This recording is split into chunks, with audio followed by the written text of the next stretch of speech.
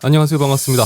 오늘 새벽 엔비디아의 GTC 키노트 발표가 있었습니다. GTC 키노트는 보통 엔비디아가 중점을 두고 있는 AI 및 옴니버스 관련 그리고 엔터프라이즈 영역에서의 하드웨어 관련 내용의 소개가 메인이었지만 이번 GTC 키노트는 지포스 비욘드라는 타이틀을 달고 진행된 만큼 차세대 RTX 40 시리즈가 공개될 것으로 큰 관심을 끌었습니다. 그리고 기대했던 것처럼 엔비디아는 GTC 키노트 초반 RTX 40 시리즈를 공개했는데요. 이번 영상에서는 GTC 키노트 중 RTX 40 관련 내용을 정리해서 전해드리겠습니다. 먼저 RTX 40 이야기를 하기 전에 GTC 키노트의 가장 앞부분에서 엔비디아가 공개한 레이서 X에 대해서 간단히 살펴보겠습니다. 이 부분을 여러분들께 소개해드리는 이유는 엔비디아가 옴니버스 기반으로 구축한 인터랙티브 시뮬레이션으로 레이서 X를 소개했는데 이 기술이 앞으로 게임 제작에 큰 영향을 미칠 것으로 예상되기 때문입니다. 엔비디아는 레이서 X를 예로 들어서 사전 렌더링되지 않은 시뮬레이션 환경을 구현할 수 있다고 전했습니다. 이 공간을 구성하는 다양한 오브젝트들이 모두 각각의 물리적 특성에 따라 반응하고 미니카를 구성하는 각각의 부품과 접합부가 개별 모델링되어 있으며 이 물리적 특성이 RC카의 주행 역학에 영향을 미치게 됩니다. 이처럼 각각의 사물은 공간 내 위치하면서 각 사물이 가진 물리적 특성을 통한 시뮬레이션이 가능하다는 거죠. 엔비디아는 레이서 X의 시뮬레이션을 보여주며 앞으로의 게임은 미리 베이킹되지 않은 시뮬레이션의 성격을 띠게 될 것이라고 전했습니다.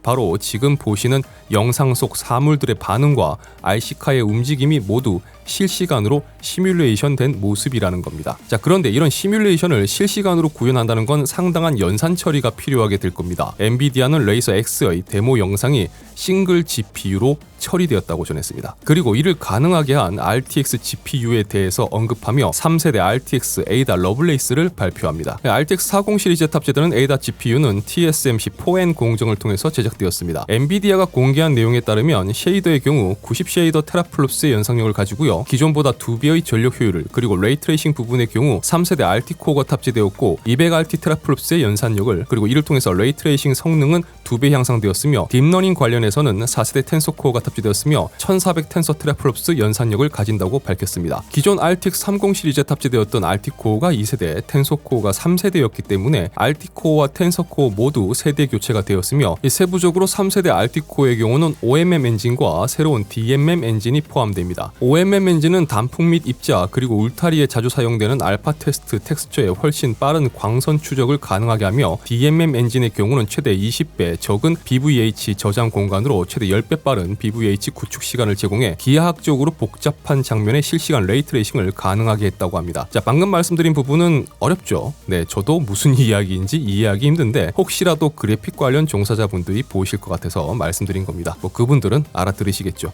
또한 SER, 쉐이더 익스큐전, 리오더링이라고 하는 기술이 적용되어 이를 통해 레이트레이싱 작업을 위한 쉐이더 성능을 최대 3배, 게임 내 프레임 속도를 최대 25%까지 향상시킬 수 있다고 전했습니다. 엔비디아 젠슨 회장은 Ada GPU를 공개하면서 레이트레이싱 부분에 대해서 상당히 강조했습니다. 공개된 Ada GPU의 3세대 RT코어와 관련해서 레이트레이싱 성능을 끌어올리기 위한 새로운 기술이 적용되는 등 엔비디아는 레이트레이싱에 상당히 힘을 줬는데요. 그만큼 앞으로 게임뿐만 아니라 컴퓨터 그래픽에 있어서 레이트레이싱의 비중이 더 높아질 것으로 예상하고 있는 모습이었고 타사 대비 레이트레이싱 성능에서 강점을 두겠다는 모습이 역력했습니다. 하지만 레이트레이싱이 막대한 연산력을 필요로 하는 만큼 엔비디아 역시 레이트레이싱의 단점으로 프레임 저하 부분에 대해서도 인정하는 모습이었는데요. 그리고 이를 보완할 DLSS의 새로운 버전을 공개했습니다. 바로 DLSS 3입니다. 여기서 나온 기술적인 설명 부분을 확인해 볼 필요가 있는데요. 현재 우리가 게임에서 사용할 수 있는 엔비디아 DLSS는 DLSS2입니다. 엔비디아는 DLSS2의 경우 저해상도의 현재 프레임과 고해상도의 이전 프레임을 통해서 픽셀 대 픽셀 기반으로 더 높은 해상도의 현재 프레임을 예측하는 방식을 사용하며 AI 모델은 초고해상도의 16K 이미지를 예측하도록 트레이닝되었다고 합니다. 이렇게 예측된 이미지와 참조 이미지의 차이를 신경망이 트레이닝하는 데 사용하며 이 과정은 고품질의 이미지를 예측할 수 있을 때까지 수만 번 반복된다고 합니다. 그러니까 현재 우리가 게임에서 사용하는 DLSS는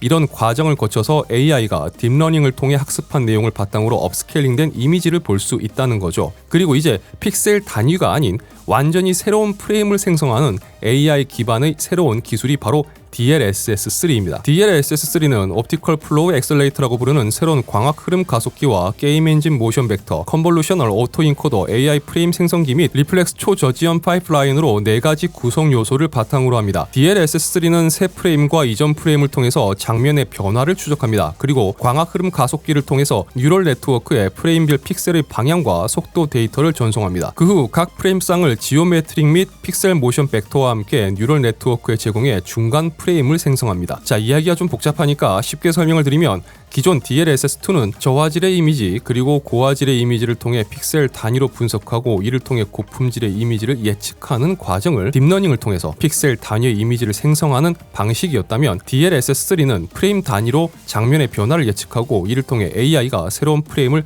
생성하는 방식이라고 보시면 될 것 같습니다. 자, 이를 통해서 원래 GPU가 렌더링에서 보여줘야 할 프레임을 AI가 예측하고 생성함으로써 프레임을 최대 4배까지 향상시킬 수 있다는 겁니다. 따라서 키노트 발표에서 단순하게 DLSS3가 프레임 향상을 더 끌어올려줬다고 봤을 수 있지만 실질적으로는 엔비디아에서 새로운 뉴럴 렌더링 기술을 내놓은 거고 기존의 DLSS와는 또 다른 형식의 렌더링 기술을 보여줬다고 볼 수가 있습니다. 그리고 앞서 설명드린 내용을 바탕으로 엔비디아는 사이버펑크 2077에 새롭게 추가되는 최대 레이트레이싱 모드 그리고 DLSS3를 통한 시연 데모를 공개했습니다. 그리고 정말 극악으로 사양을 잡아먹는 게임 플라이트 시뮬레이터를 통한 데모를 공개했습니다. 플라이트 시뮬레이터를 해보신 분들은 아시겠지만 최고 사양의 시스템으로도 프레임 확보가 쉽지 않은 게임입니다. 그런데 DLSS3를 통해서 프레임이 무려 2배 이상 향상되는 것을 볼 수가 있습니다. 엔비디아는 이번에도 고전 게임을 리마스터했습니다. 엔비디아의 고전 게임 리마스터는 엔비디아 RTX의 퍼포먼스를 과시하기 위한 목적성이 뚜렷하지만 그렇다고 해도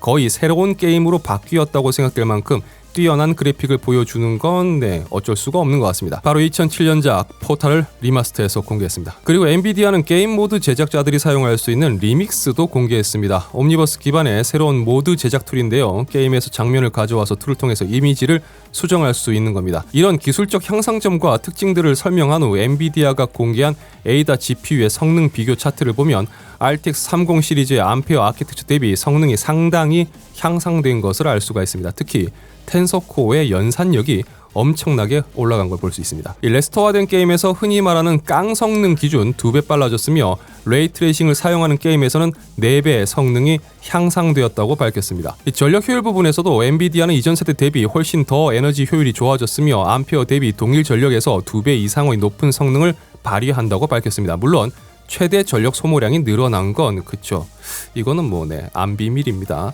클럭 스피드의 경우도 직접 3GHz까지 오버클럭을 진행했다고도 밝혔는데요. 그만큼 성능과 효율성이 좋아진 것을 강조하는 거겠죠. 자, 그리고 이제 RTX 4090이 공개되었습니다.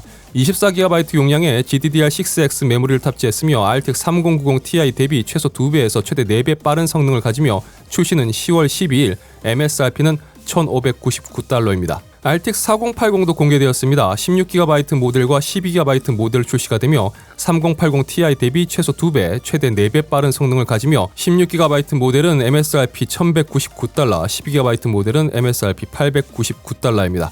출시는 11월입니다. 1시간 40분 정도 진행된 GTC 키노트 중 전반 20분 정도를 소요하며 전반부에서 바로 공개한 RTX 40이었는데요. 새로운 기술이 적용되었고 무엇보다 기존 제품 대비 최소 2배 이상 향상된 성능이라는 부분에서 과연 엔비디아에서 밝힌 내용이 실제 사용감에서는 어떻게 다가올지가 궁금해집니다. 발표 이후 추가된 내용과 함께 몇 가지 추가 확인된 내용은 다음 영상에서 전해드리도록 하겠습니다. 시청해주셔서 진심으로 감사합니다. 지금까지 아토였습니다. 고맙습니다.